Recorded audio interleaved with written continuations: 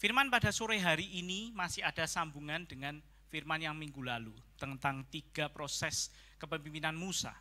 Nah, saya akan membacakan firman Tuhan di Lukas 8 ayat 40 sampai 56. Saya percaya Bapak Ibu sering mendengarkan bagian firman ini, tetapi saya akan mengupas dari sudut yang berbeda. Perikopnya adalah Yesus membangkitkan anak Yairus dan menyembuhkan seorang perempuan yang sakit pendarahan. Saya baca mulai dari ayat 40. Ketika Yesus kembali, orang banyak menyambut dia sebab mereka semua menanti-nantikan dia. Maka datanglah seorang yang bernama Yairus. Ia adalah kepala rumah ibadat. Sambil tersungkur di depan kaki Yesus, ia yaitu Yairus memohon kepadanya Yesus supaya Yesus datang ke rumah Yairus. Karena anaknya perempuan yang satu-satunya yang berumur kira-kira 12 tahun hampir mati. Dalam perjalanan ke situ Yesus disesak orang banyak.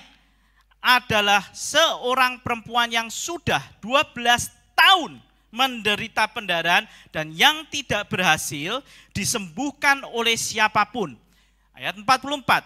Ia maju mendekati Yesus dari belakang dan menjamah jumbai jubahnya dan seketika itu juga berhentilah pendarahannya. Lalu kata Yesus, siapa yang menjamah aku? Dan karena tidak ada yang mengakuinya, berkatalah Petrus, Guru, orang banyak mengurumuni dan mendesak engkau. Tetapi Yesus berkata, ada seorang yang menjamah aku, sebab aku merasa ada kuasa keluar dari diriku. Ketika perempuan itu melihat bahwa perbuatannya itu ketahuan, ia datang dan gemetar tersungkur di depan Yesus dan menceritakan kepada orang banyak apa sebabnya ia menjamah dia dan bahwa ia seketika itu juga menjadi sembuh. Ayat 48, maka kata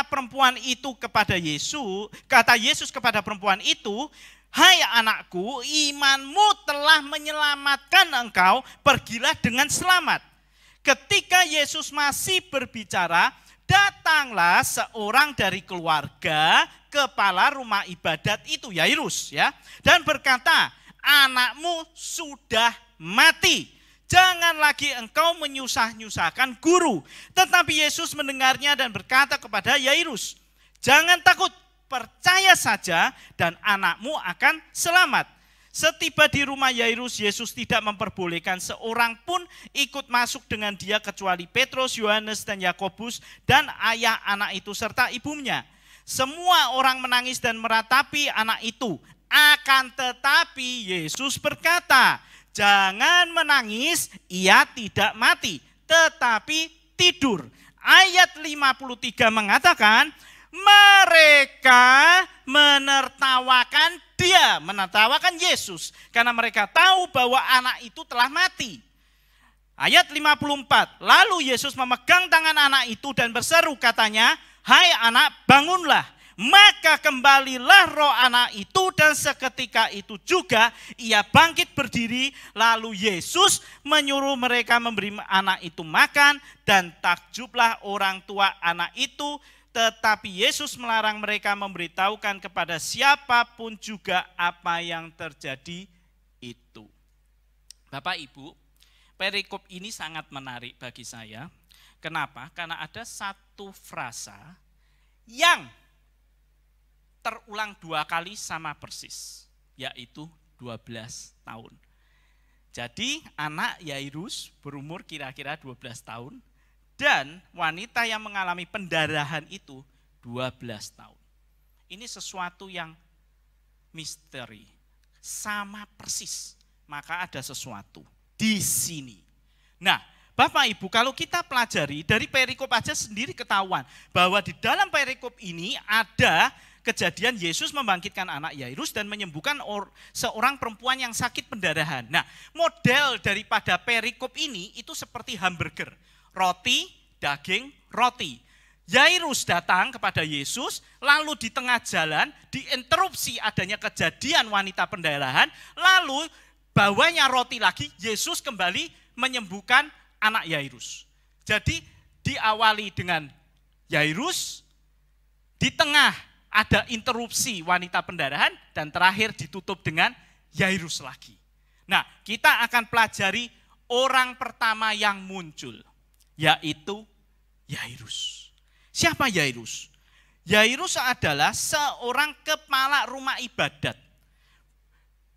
Itu kepala daripada sinagog di zaman Yahudi saat itu. Maka orang yang terpandang, orang yang terhormat. Nah, kalau Bapak Ibu baca di ayat-ayat pasal sebelumnya, Yesus sudah mulai berargumen dengan orang-orang Farisi dan Sanhedrin. Kenapa? Karena menyembuhkan orang pada hari Sabat. Nah, kejadian Yairus datang ke Yesus setelah Yesus berurusan masalah dengan orang-orang Farisi. Nah, Yairus tidak takut untuk tersungkur di depan orang banyak. Dia tidak peduli dilihat oleh koleganya, orang-orang Farisi. Dia nggak takut, dia tetap tersungkur kepada Yesus. Dia nggak peduli, Artinya, dia sebagai seorang yang terhormat, terpandang, tapi mau merendahkan dirinya kepada Yesus.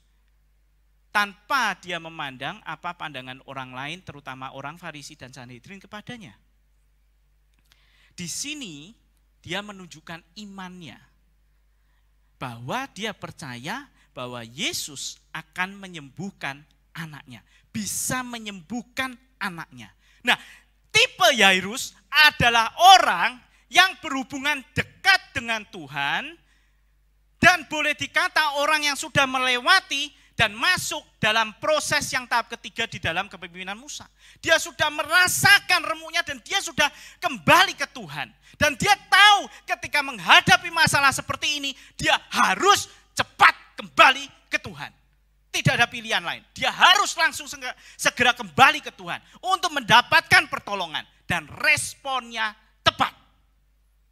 Tepat sekali. Dia kembali segera meminta pertolongan kepada Yesus.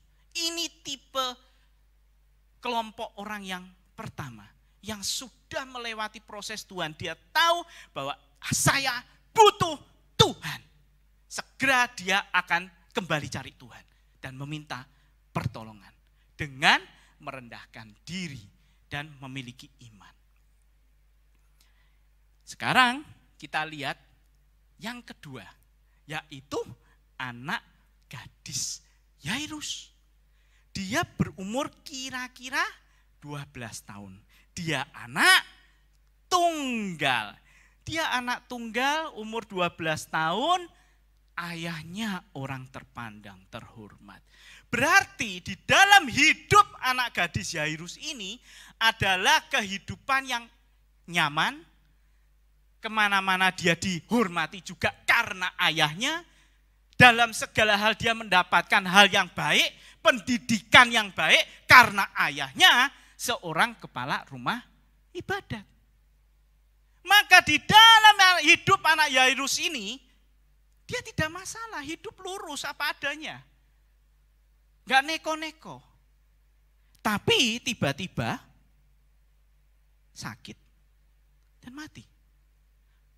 Untung ada ayahnya yang memiliki iman kepada Tuhan Yesus untuk meminta kesembuhan bagi dirinya. Nah, anak gadis Yairus adalah merepresentasikan orang-orang yang selama ini hidupnya sudah bergereja, datang, setia. Mungkin karena dia dilahirkan dari sebuah keluarga Kristen yang taat. Dia sudah hidup dengan benar, tidak ada yang salah. Tapi satu hal, dia tidak memiliki pengalaman pribadi dengan Yesus. Sehingga melalui kejadian ini, ketika anak gadis Yairus ini dibangkitkan dan dia mendengarkan cerita dari ayahnya, maka dia mengalami perjumpaan dengan Yesus yang masuk ke dalam hati pikirannya dan tidak akan pernah terlupakan. Bagi setiap anak-anak Tuhan yang selama ini engkau hidup taat, setia, mengikut Tuhan, tetapi engkau sendiri merasa tidak pernah mengalami perjumpaan dengan Tuhan. Engkau perlu bertemu muka dengan Yesus. Karena disitulah engkau mengenal siapa Tuhanmu yang sesungguhnya. Dari anak gadis Yairus ini, juga para orang tua hendaklah mendoakan anak-anaknya. Membawa anak-anaknya, dibawa namanya ke hadapan Tuhan setiap saat. Supaya Tuhan memproteksi mereka. Supaya Tuhan sendiri menjumpai mereka. Bukan dari perkataan orang tuanya siapakah Tuhan. Tetapi biarlah dalam hidupnya sendiri mengenal siapa Tuhan yang sesungguhnya. Dan itu akan menjadi kuat, pondasi yang kuat di dalam hidup anak itu. Sangat penting bagi para orang tua untuk membawa anak-anaknya, nama anak-anaknya ke hadapan Tuhan. Permasalahannya, hai para bapak-bapak, apakah engkau sudah berlaku sebagai seorang imam di dalam rumahmu? Dengan berdoa menghadap Tuhan seperti Ayub setiap pagi dan membawa doa bagi anak-anaknya kepada Tuhan. Ataukah itu menjadi tugas istrimu? Di manakah engkau para ayah? Sekarang kita bicarakan, bahas yang orang ketiga. Perempuan yang mengalami pendarahan. Dia mengalami pendarahan 12 tahun. Lama loh Bapak Ibu, 12 tahun itu lama. Dan karena pendarahan, di dalam hukum Taurat dia dinyatakan najis. Maka dihindari orang banyak. Dia sudah habis semua kekayaannya untuk berobat dan tidak sembuh. Berarti artinya apa? Miskin dan tetap sakit. Tetapi ketika dia memiliki iman kepada Tuhan, dengan menjamah jumbai jubahnya, dia akan sembuh. Maka dia mengalami mujizat. Nah, Bapak Ibu, ini adalah tipe orang di tahap 2 proses kepemimpinan Musa. Dia harus diremukkan sampai habis, gak punya apa-apa, baru sadar bahwa Yesuslah penolongnya. Baru Yesuslah yang bisa menolong hidupnya. Tapi ternyata semua itu terlambat, dia sudah habis semua. Seringkali anak-anak Tuhan seperti itu memiliki respon yang benar pada akhirnya, tetapi terlambat. Kenapa? Karena kekerasan hatimu yang membuat engkau tidak mau segera menjamah jumbai jubah Yesus. Terlalu lama engkau menundanya. Terlalu lama engkau gengsi. Terlalu lama engkau mengandalkan kekuatanmu, logikamu, pikiranmu.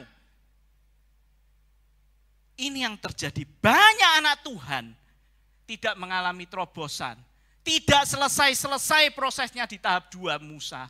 Karena seperti ini. Kalau tidak habis, tidak kembali ke Tuhan. Persis seperti saya.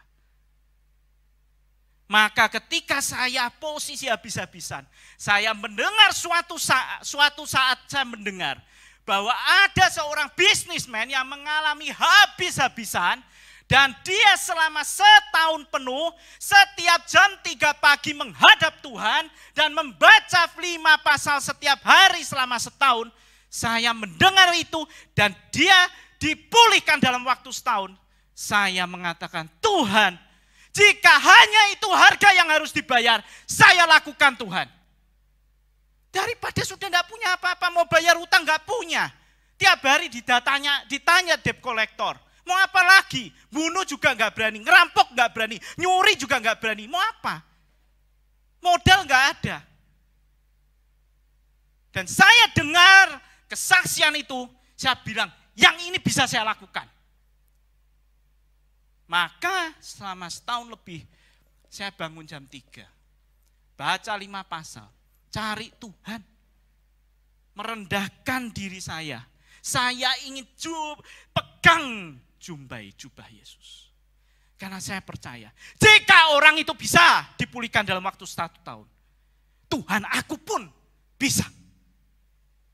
Dan aku berharap lebih cepat dari itu Tuhan. Dan saya lakukan. Itu harga yang harus dibayar, saya terima. Dan puji Tuhan, memang ada harga yang dibayar, maka ada reward yang didapat. Nah, sekarang kita masuk ke jenis kelompok orang yang terakhir. Jadi 1 tadi, Yairus. 2, anak gadis, Yairus. 3, wanita pendarahan. Maka siapakah kelompok yang keempat? Selama ini terlewatkan oleh kita. Ternyata ada kelompok yang keempat. Bukan murid Yesus, karena Yesus dan murid-muridnya bersama. Ini adalah orang luar. Itu bisa dilihat di ayat 53. Silakan ditampilkan. Inilah kelompok orang keempat. Lukas 8 ayat 53. Mereka menertawakan dia. Inilah tipe orang yang keempat. Ketika Yesus mengatakan bahwa ia tidak mati tetapi tidur, dan ayahnya Yairus, yaitu Yairus punya iman, tetapi tetangganya mengatakan apa? Menertawakan Yesus. Di bahasa aslinya itu bukan menertawakan cuma gitu, enggak, tapi bernada cemooh. Kenapa? Karena mereka mengandalkan logika dan mengandalkan apa yang mereka lihat. Padahal Ibrani 11 ayat 1 mengatakan iman adalah dasar dari segala sesuatu yang kita harapkan, berarti belum terjadi, dan bukti dari segala sesuatu yang tidak kita lihat. Jadi setiap kita mengomentari Yesus, mengomentari pekerjaan Tuhan terhadap apa yang kita lihat, engkau tidak bisa beriman pada Tuhan. Bahkan cenderung mencemooh, menertawakan. Ketika istrimu pergi rajin ke gereja, sang suami malas berkata apa? Ngapain kamu ke gereja terus? Buat apa? Yang lain disembuhkan kan kamu enggak disembuhkan. Cemooh. Ini yang terjadi Bapak Ibu.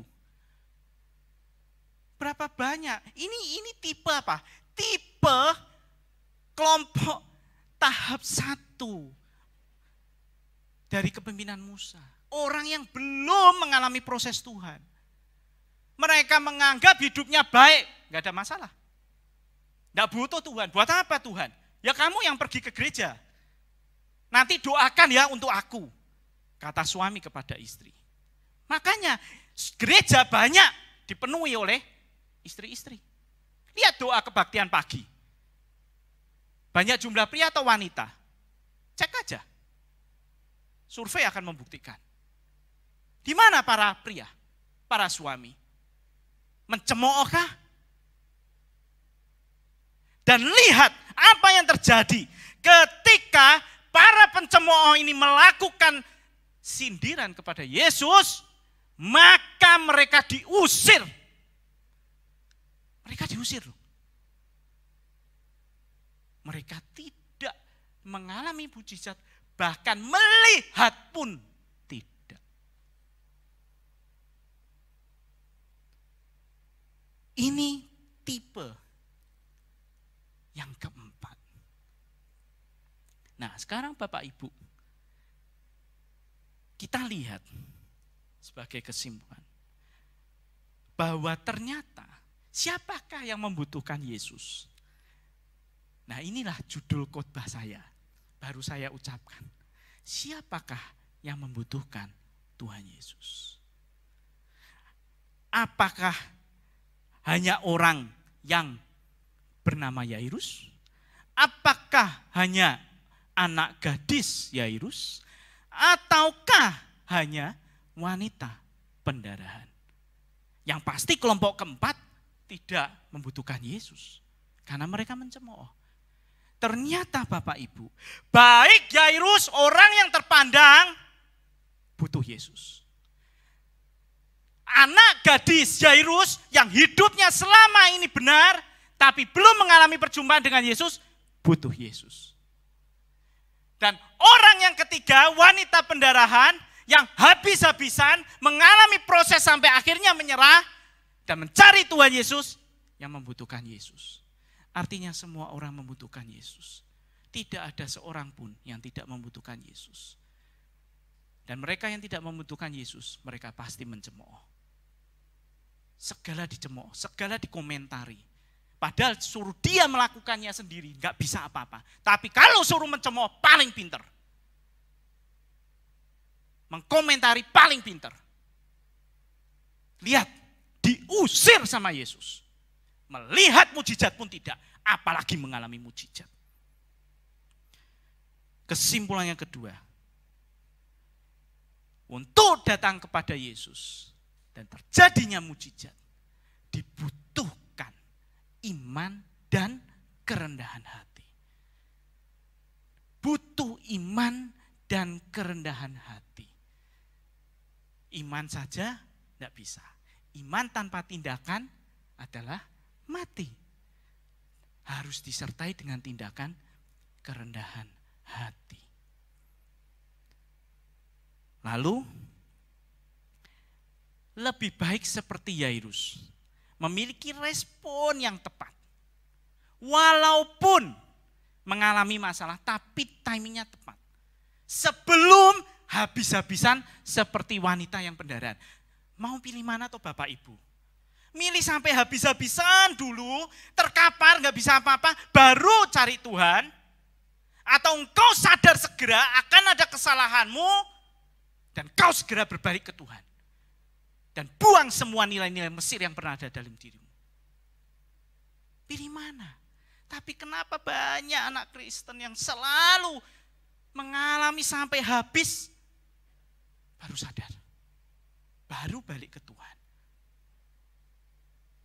Sudah miskin, sakit lagi gak sembuh. Baru cari Tuhan. Mari pemain musik dan WL maju. Dan yang terakhir, kesimpulan yang terakhir. Bapak Ibu, selalulah berdoa syafaat. Kepada siapapun, terutama kepada anggota keluargamu. Berdoa syafaat kepada Tuhan. Minta kepada Tuhan. Jangan minta seperti Yairus sudah hampir mati. Baru meminta kepada Tuhan. Kalau bisa jauh sebelum-sebelumnya itu terus. Seperti Ayub, setiap pagi menghadap Tuhan.